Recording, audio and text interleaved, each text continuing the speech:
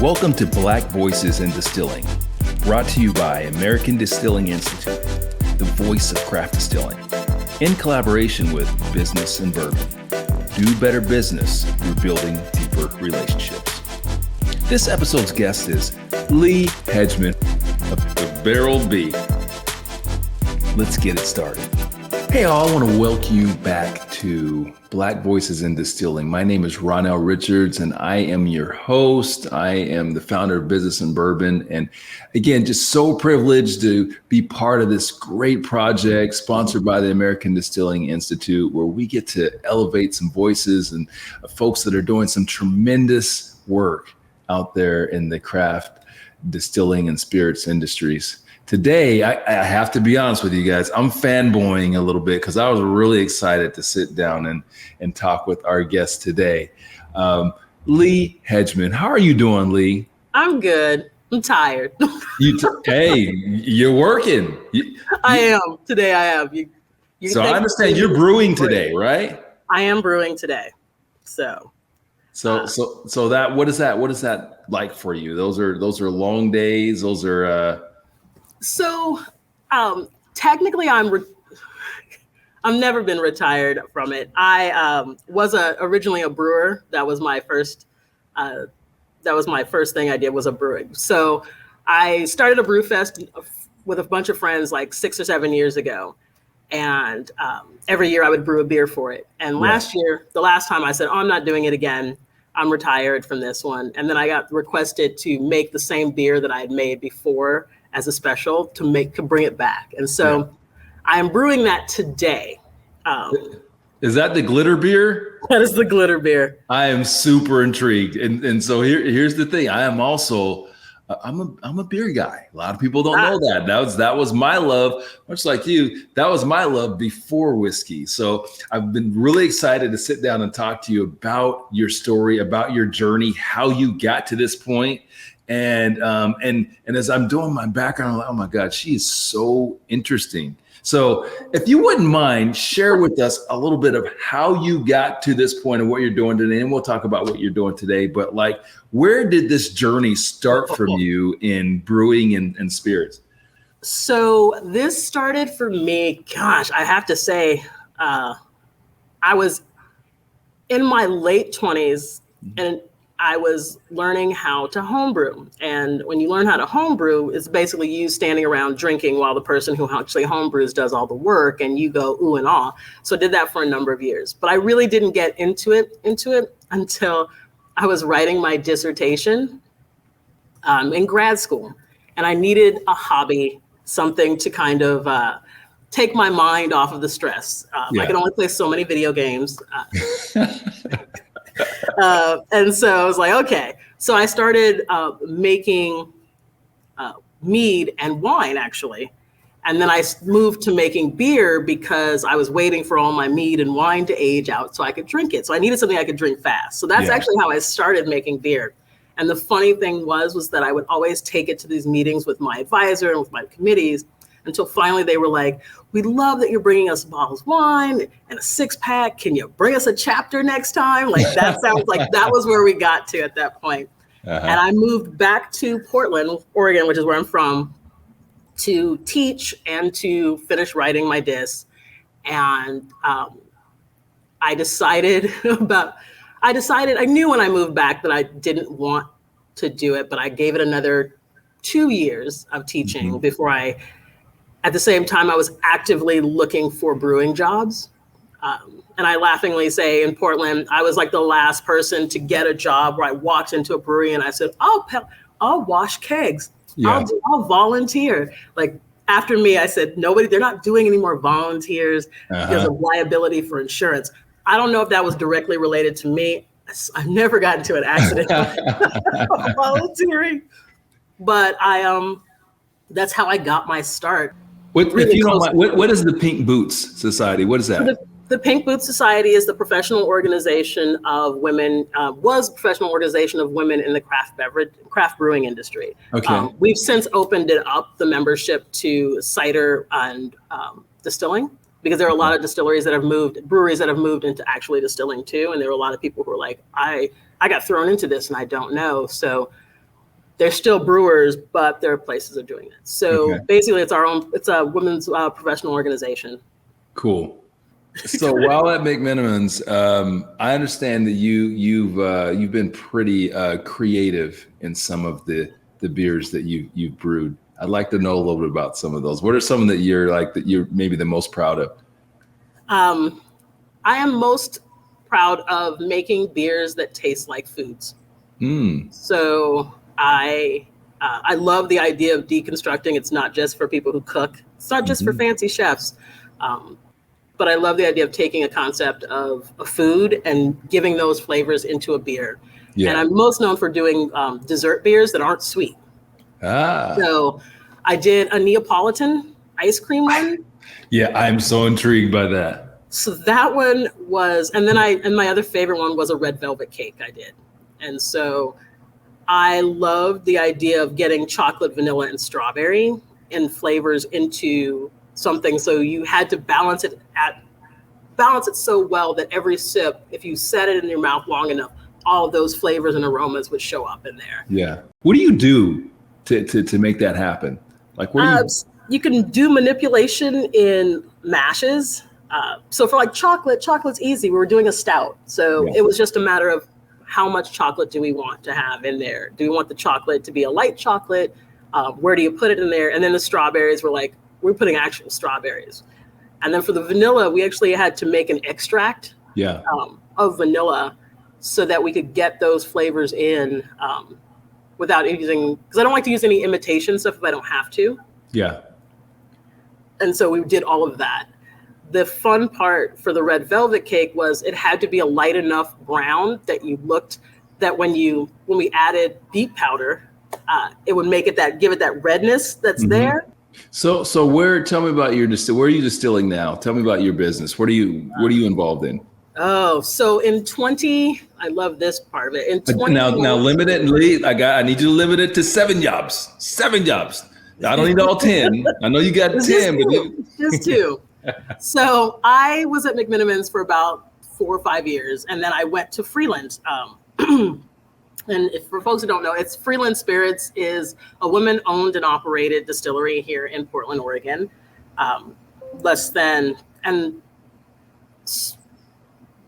It's been around. This started in 2017. I met Molly, who is our master distiller. Where were we? We were at an event, and we ran into them, and we hit it off.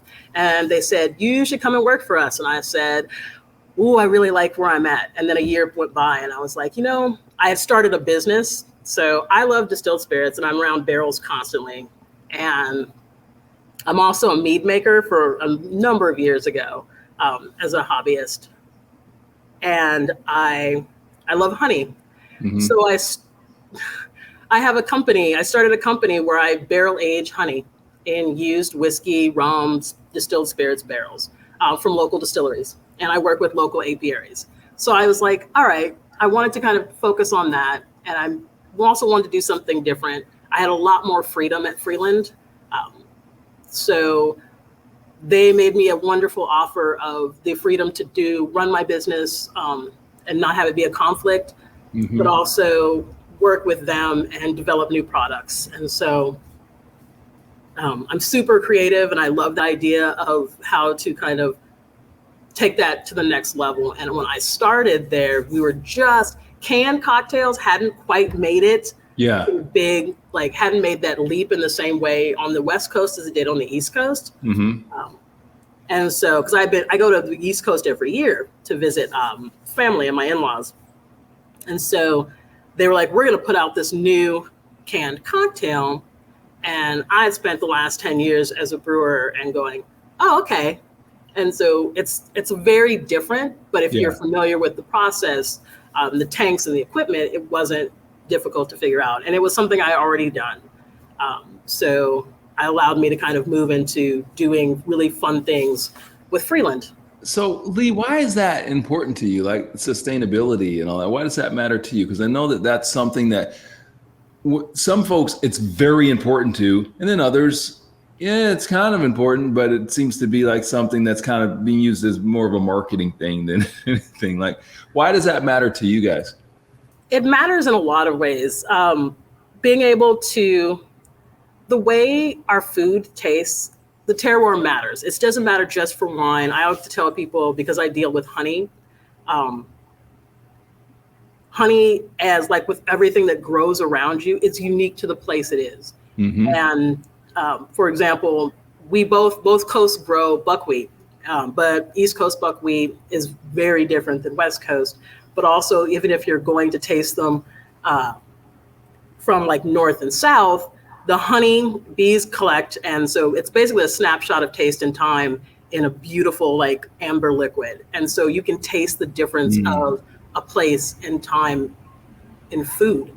Mm-hmm. And I think that one of the things that's really important about growing for local is the fact that we recognize these flavors as being home, and we want to share that with other people. That and the fact that we can get things a little quicker if you make a phone call and be like, I'm going to be there in an hour. Can I get a pallet? I got a truck. So that's nice. So like, you're saving on gas, because they're making all these multiple stops. They're not driving forever. I mean, they have multiple customers. You're not paying all those charges. You're not burning all the fossil fuels.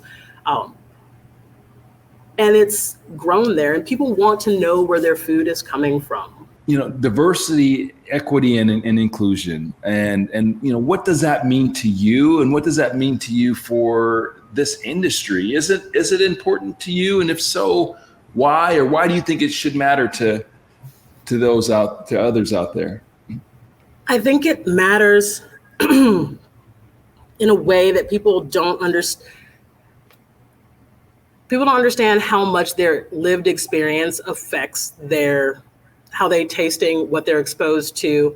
And part of the fact that people don't recognize that something is possible until they see somebody else doing it. It's really hard for people to be a front runner.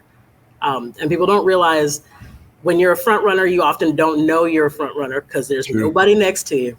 Yeah. And it's not until you look behind you and people see you and they're rushing to catch up that you were there. And I didn't see anybody who looked like me in the brewing industry. I still see very people who look like me.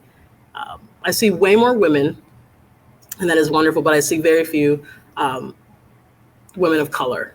But it's changing, and I like that. But one of the reasons that I do it, and I do interviews like this, or I do anything, is the fact that when I was teaching, I was also teaching a lot of first generation college students who probably in the first time in their entire life saw somebody with a higher degree standing in front of the classroom teaching them. And they thought, oh, I didn't even know that was possible till now.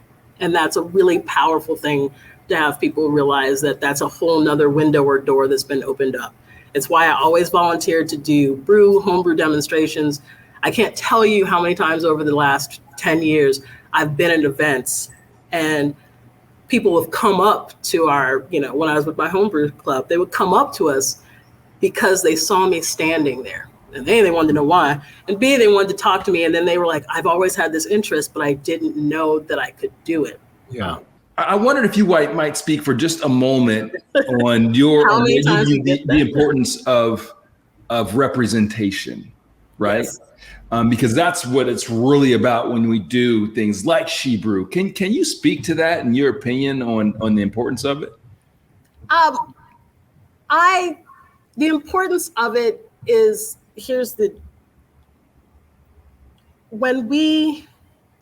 I've always entered competitions. And because they're entered blind, nobody knows who you are. But for She Brew, we specifically wanted women who were like, maybe they'd just been brewing with a spouse or on their own, and they're like, I didn't know I was good enough. And so they were like, this is a competition that feels like it's going to be safer because they're like, well, I'm entering with everybody else, and we'll see what kind of feedback we're going to get. And the adage being that, this you've probably heard this, like people of color, women, we have to be at 100, we're at 99% before we do anything, so that nobody can say that we weren't well prepared. Whereas other folks may get to 60%, completely unqualified, and have the absolute kind of like, they're like, we're going to do this. And I think that having something that's just single sex, when people go, well, what about this? What about me? And I was like, I don't know, find me a competition where you can enter. There's one competition that just says only for women identified women. And I was like, out of how many other competitions? And this is the one that you're not in. Like, sometimes everybody doesn't have to be in the room, and people have to be okay with that. Where do you see kind of like the immediate future of this industry? Anything in specifically you think, hey, look, this is something that people should be taking a look at, or this is something people should be backing off of? What's your opinion? With the beginning of the pandemic that happened, that we're still in, what I saw and what I noticed was people's willingness to buy closer to home and what can they get around them that they didn't think about before, because we have so many brands and things are coming in from all over, and the ability to be able to be like, well, breweries were like, hey, we'll deliver to your house. Distilleries were like, we will deliver, cocktails. We'll do all these things. You get this outside experience inside your house, and it's easier to do when people were looking at what was closer to home. And so definitely finding, even the big brands are making things as central, or as, what's the word I'm looking for?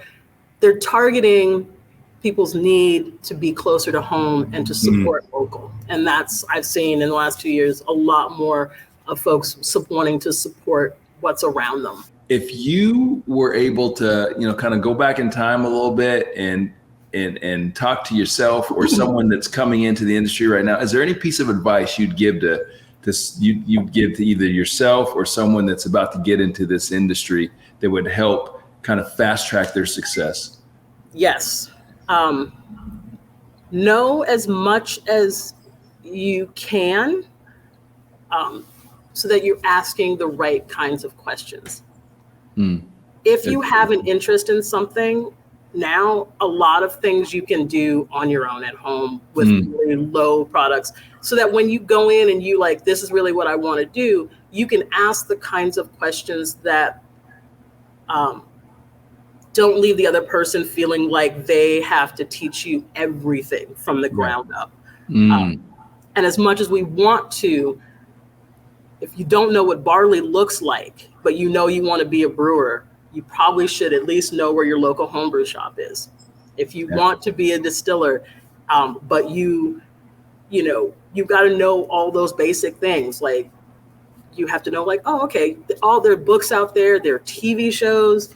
There are things that can kind of help give you a leg up, so that when you go in, you're going in with at least something that shows that I know I am passionate about this and I've made the first steps. I just need some help kind of getting to the next level. That, for me, feels like shows a level of commitment. As we're closing, how can people get in touch with you? Where's the best way that, where people can find you, talk to you, reach out to you? Several ways. You can find me on Instagram. Okay. I'm pretty funny. What's your handle? The Barreled Bee. The Barreled Bee. Got it. Guys, write that down, The Barreled Bee. And Lee says she's funny, so I hold her to that. Yes. And then you can also find me. You can also find me on Freeland Spirits on our website. You can just email us there, and they always can get a hold of me. I'm pretty easy to be found, and I honestly I will respond, because I think it's important. If people take the effort to reach out, it's the least I can do is to respond in any way I can. Lee, it's been a pleasure. Thank you so much for joining me. Oh, thank you. Again, shout out to American Distilling Institute for allowing us this platform to elevate these wonderful professionals like Lee that are doing great work out there. And make sure that you guys come see us at the conference this year. Oh, I will be there. Probably. You're going? Absolutely. Yeah. Okay. So I'll be there. We'll have a booth, and I'm going to make sure that I do my best to make sure that everyone that was part of our program is there. And when you guys see them, make sure you say hi and say, I saw you. All right, Lee, thank you again. And I Thank look forward to you. seeing you soon. Okay.